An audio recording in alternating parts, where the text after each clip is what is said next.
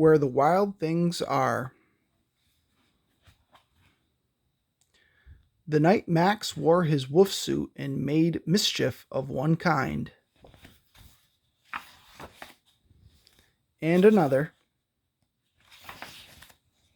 his mother called him Wild Thing, and Max said, "I'll eat you up." So he was sent to bed without eating anything. That very night in Max's room, a forest grew and grew and grew until his ceiling hung with vines and the walls became the world all around.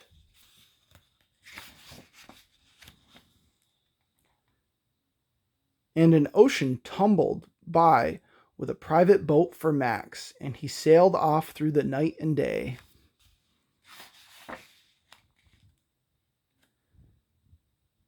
And in and out of weeks, and almost over a year, to where the wild things are.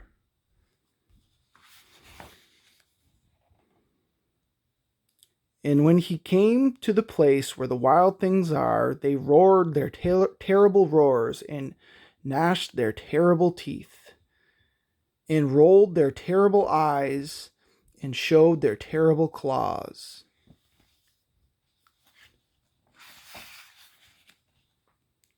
Till Max said, "Be still," and tamed them with his magic trick. And staring into all their yellow eyes without blinking once, and they were frightened and called him the most wild thing of all. And made him king of all wild things. And now, cried Max, let the wild rumpus start.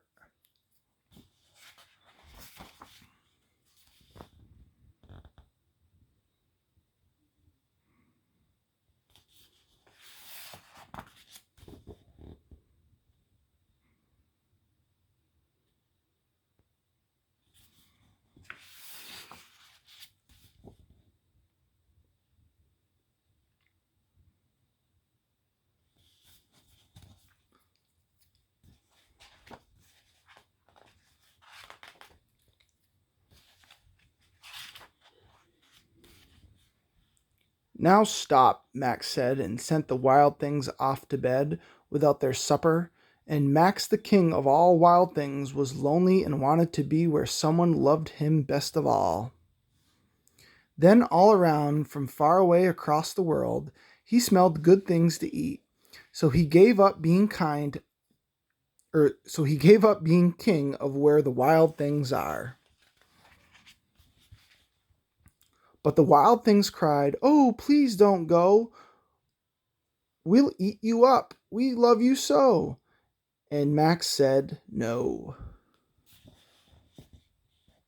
The wild things roared their terrible roars, and gnashed their terrible teeth, and rolled their terrible eyes, and showed their terrible claws. But Max stepped into his private boat and waved goodbye.